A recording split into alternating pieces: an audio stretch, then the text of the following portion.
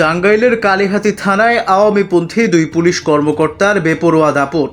Police কর্মকর্তা মিজান ও শহীদুল এখন ভোল পাল্টে সেজেছেন আওয়ামী লীগ বিরোধী।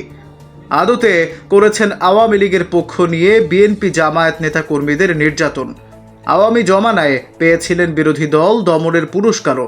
বিস্তারিত দেখুন টাঙ্গাইল থেকে এজাজ বিন হায়দার ও শরীফুল ইসলামের 3 পর্বের ধারাবাহিক অনুসন্ধানী প্রতিবেদনের প্রথম পর্বে।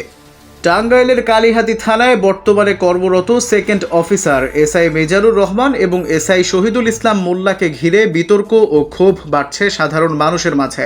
আওয়ামী লীগ সরকারের আশীর্বাদ পুষ্ট হয়ে এই দুই পুলিশ কর্মকর্তা গাজীপুরে ডিবিতে কর্মরত থাকাকালীন সময় থেকে নানা অভিযোগে অভিযুক্ত হলেও এখনও বহাল তবিয়তে দাপিয়ে বেড়াচ্ছেন কালিহাতী থানায়। সূত্র জানায়, গাজীপুরে কর্মরত থাকাকালীন সময়ে এই দুই পুলিশ কর্মকর্তার বিরুদ্ধে বিএনপি, জামায়াত, ছাত্রদল, যুবদল এবং জুলাই মাসের অভ্যুত্থানে অংশগ্রহণকারী ছাত্র জনতার উপর দমন পীড়ন চালানোর অভিযোগ রয়েছে।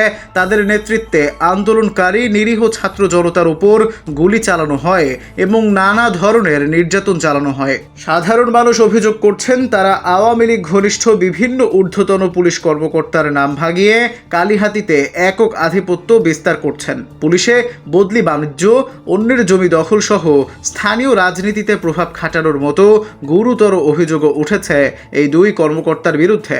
বিশেষ করে এলেঙ্গাবিট এলাকায় তাদের কার্যক্রম নিয়ে ব্যাপক অসন্তোষ বিরাজ করছে। অভিযোগ রয়েছে, কালিহাতীতে পুলিশি অভিযান বা গ্রেপ্তারের আগাম তথ্য আওয়ামী লীগের অঙ্গ সংগঠনের নেতাকর্মীদের কাছে পৌঁছে দেওয়ার অভিযোগ রয়েছে এসআই মিজান ও শহীদুলের বিরুদ্ধে।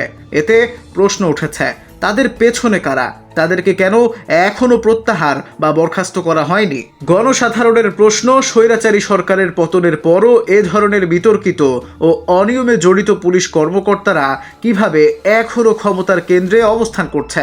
তাদের দায়িত্বে রাখা কতটা যুক্তিসঙ্গত? স্থানীয়রা দ্রুত তদন্তপূর্বক এই দুই কর্মকর্তাকে প্রত্যাহার ও চাকরিচ্যুত করার দাবি জানিয়েছেন এবং স্বচ্ছ নিরপেক্ষ পুলিশি ব্যবস্থার পুনঃপ্রতিষ্ঠা চান।